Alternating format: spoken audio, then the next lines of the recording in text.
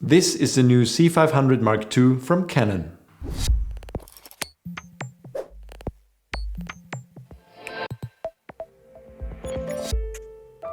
Hi, my name is Nino and this is Cinema 5D. Today I take a close look at the newly introduced Canon C500 Mark II, a camera which takes a much more modular approach than any other cinema camera from Canon so far. It's important to add that we're only looking at the mock-up of this camera here right now. Therefore, we cannot judge the image quality of the camera yet, only the ergonomics and the concept of the camera itself. It's been over 7 years already since the introduction of the original Canon C500, which used to be Canon's flagship camera in the cinema lineup before the introduction of the C700, which was already introduced 3 years ago. Can you believe it? And it's been over 4 years since the C300 Mark II was introduced. So with the competition heating up left and right for high-end cinema cameras as well as lower-end mirrorless cameras with cinema functions, it's really been time for Canon to introduce a new member of the family. And the C500 Mark II is a very promising addition. Before we look at the internals, let's take a closer look at the modular design of the C500 Mark II.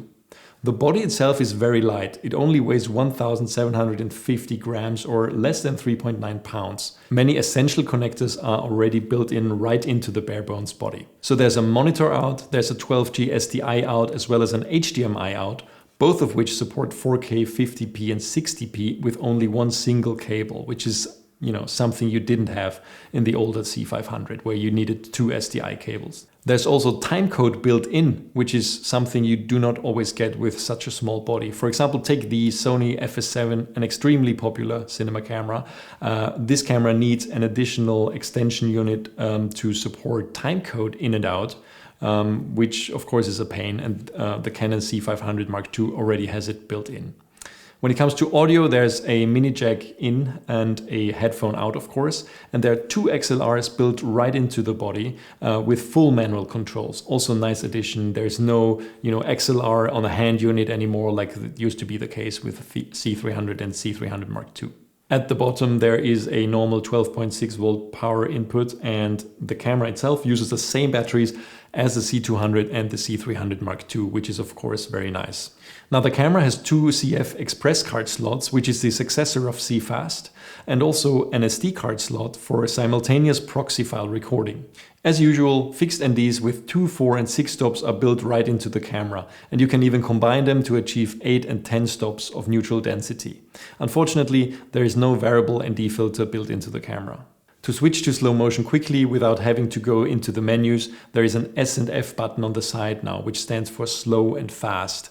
Very similar to what Sony has with the S and Q button, which is called slow and quick. The camera comes with an included LCD touchscreen with 4.3 inch, which is slightly larger than the one found on the C200. And it also comes with a nice mechanical design that makes it very robust, and you can adjust it to basically any position you want. Canon now also made the EVF user removable, which is a great upgrade compared to the original C300, C300 Mark II and also C500. Because that little thing sticking out of the back was always in the way when you wanted to use this camera on a gimbal or a drone. So now you can just pop it out. The EVF is an OLED EVF now, and it has 1.77 megapixels and it's 0.43 inches large. There are 2 optional extension units for the camera. The first one, extension unit 1, is very small, and it adds Genlock, remote connection and Ethernet to the camera. The much larger extension unit 2 adds the ability to use V-mount batteries with the C500 Mark II, and you also have a DC out with 24 volts and 2 ampere. You also have a D-tab, which is great, and the same connectors as extension unit 1. Then you also have a B4 lens connector to use your ENG lenses with this camera. You have a second 12G SDI connector, which is great, and also 2 more XLRs with the dedicated manual control. So it's quite a full package that you get with extension unit 2. Of course, it's a bit of a shame that you cannot use the EVF anymore once you add one of the 2 extension units to the camera. But in general, it's really great that Canon clearly took something out of Sony's FS7 playbook with these extension units and makes the camera extremely modular with it. What's really exciting is that the EF mount that is delivered with the camera is now user interchangeable. That's a first for Canon. There are now optional PL mounts and Cine EF mounts that you can purchase for this, and you can just unscrew 2 4 Allen key screws and simply mount the other mount for your camera. This is really great for Canon users, and I think this also adds to the modularity of the C500 Mark II.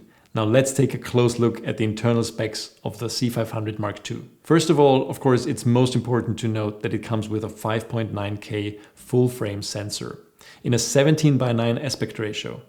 Canon claims that it has more than 15 stops of dynamic range. And actually, the sensor that they're using is the same one they're using in the C700 full frame that was introduced just over a year ago. Now, when it comes to competition with 6K in a full frame sensor, right now we only really have two cameras to compare. The Venice with 6K 4x3 sensor and also the Panasonic S1H, which also has a 4x3 6K sensor. Now, both of these cameras are more optimized to anamorphic shooting if you want to use the full resolution, of course. Canon took a different approach. They probably thought, well, there's too many other players on this market already.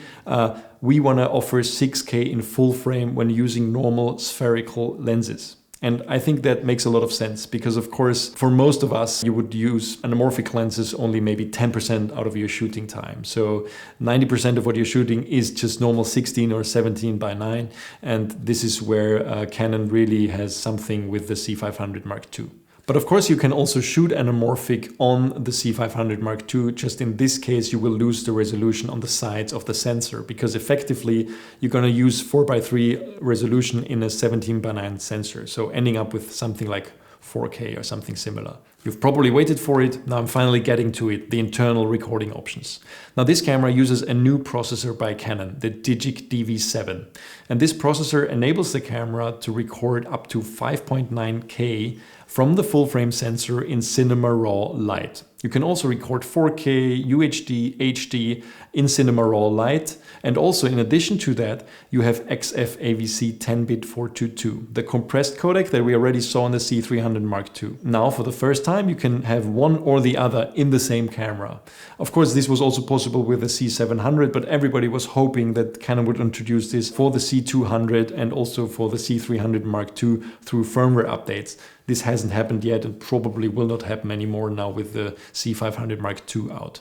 But it's nice to see that it's now finally possible to have both 10-bit and 12-bit within the same body for a price that is less than the C700. Now, one thing to note, if you want to record 5.9K with this camera, you cannot use the XF-AVC codec. This is only supported in Cinema Raw Lite. With XF-AVC, you can record up to 4K DCI. Now let's quickly talk about the frame rates you can record in. With Cinema Raw Lite in full resolution of 5.9K, you can go up to 50 or 60p respectively. Once you step down to 2K or HD, you can record up to 120 frames per second. In XF-AVC, unfortunately, only in cropped mode. We're not sure yet if there is the cropped mode for 120 frames per second also in Cinema Raw Lite. The specs that we have were not so specific about this, but by the time of viewing this video, you might already know from the article linked below. Autofocus in cinema cameras, anybody? Well, Canon was the first one to have a proper autofocus, a really great working autofocus in their cinema cameras, and they're also in many of their other cameras. Their dual pixel autofocus works really, really well. And they also built it into the C500 Mark II. And it covers around 80% of the image area. And what's new with this one is that you can further fine-tune it because you can change the focus tracking and ramping speed of the focus between two objects, for example. So you can influence how fast the focus shifts, which is something we haven't seen before, and that should further enhance your possibilities when using this camera in, a cinematic way of pulling focus with autofocus. Now let me summarize and also add one more time that we did not have a chance to film with this camera yet. But from what we have seen with the mock-up and all the specs, we're really impressed. This, for the first time, is an extremely modular Canon Cinema camera. It's extremely flexible to all kinds of shooting scenarios. First of all, because of how it's built, how you can build it up from something really small that can go on a drone or a gimbal up to a proper shoulder mount camera with extension unit 1 and 2 and so on, and all the shoulder pads and everything that goes with it. Also, the interchangeable mount, of course, makes it a lot more flexible. But also internally, you have Cinema Raw Lite, and you also in 12-bit, and you also have 10-bit recording internally. It will cost around 15,000 euros. That's the same price that the original C300 Mark II cost about 4 years ago. So you can already see that it's kind of replacing that camera in the market, which is interesting. It's a lot less money than the original C500 was 7 years ago. We, of course, are excited to shoot with it a proper review, and please stay tuned to Cinema 5D to see a lot more about this camera in the future once we really get our hands onto a working unit. But so far, what we've seen, we are excited. And also stay tuned to Cinema 5D for a lot more news from IBC, which is around the corner. We expect more camera news and accessory news from there as always. And if you haven't subscribed yet, please subscribe to our YouTube channel. Thanks for watching.